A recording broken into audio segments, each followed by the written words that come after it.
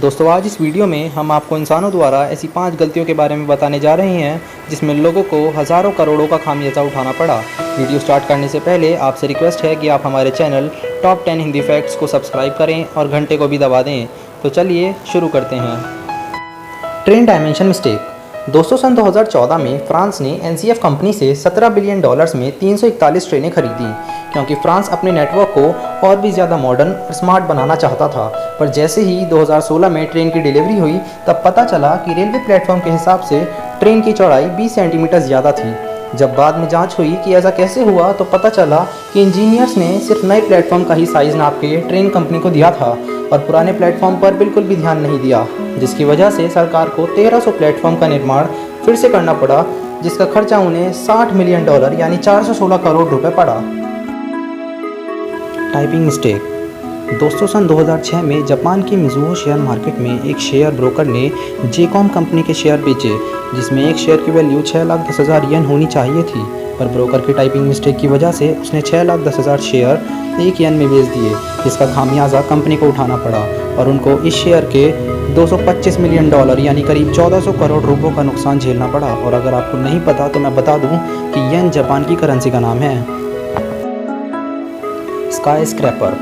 दोस्तों ये building London में बनी हुई है, जिसके कर्व डिज़ाइन के कारण इसको वॉकी टॉकी के नाम से भी जाना जाता है और इसके चारों तरफ शीशे का डिज़ाइन बनाया हुआ है, जिसकी वजह से तब सूरज की रोशनी इससे टकराकर ज़मीन पे पड़ती है तब आसपास का तापमान 70 डिग्री तक पहुंच जाता है, क्योंकि इसका कर्व डिज़ाइन कुछ महान इंजीनियर्स ने बना दिया था।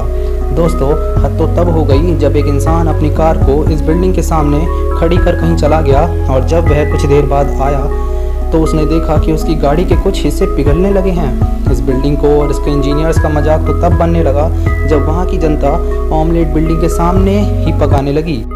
और फिर क्या, उसके बाद बिल्डिंग के इंजीनियर्स की बहुत थू-थू हुई। दोस्तों आपको यह सुनकर हैरानी होगी कि इस बिल्डिंग की लागत $260 मिलियन यानी 1800 करोड़ रुपए है। लॉफेनबर्ग ब्रिज। सन 2003 में जर्मनी और स्विट्ज़रलैंड देश ने मिलकर एक ब्रिज बनाने का डिसीजन लिया ताकि एक दूसरे के देश को जोड़कर आने जाने वाली पब्लिक का टाइम और पैसा दोनों बचाया जा सके। और ये फैसला हुआ कि दोनों देशों के इंजीनियर्स ब्रिज को अपनी अपनी जगह से बनाते हुए लाएंगे और एक मिडिल पॉइंट में आकर दोनों ब्रिज को जोड़ देंगे। पर ऐसा ना हो सका क्योंकि इन दोनों देशों के इंजीनियर्स से बहुत बड़ी गलती हो गई। पर वो गलती क्या थी वो आप इस फोटो को देखकर समझ ही गए होंगे। Millennium bridge.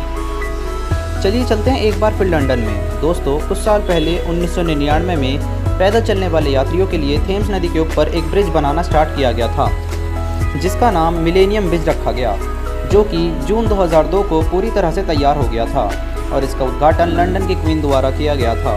और आपको यह जान के हैरानी होगी कि इस ब्रिज को देखने के लिए 1 लाख लोगों की भीड़ इकट्ठा हो गई थी। तो दोस्तों आप यही सोच रहे होंगे कि जब सब कुछ अच्छा ही था तो इस ब्रिज को मिस्टेक वीडियो में क्यों डाला गया।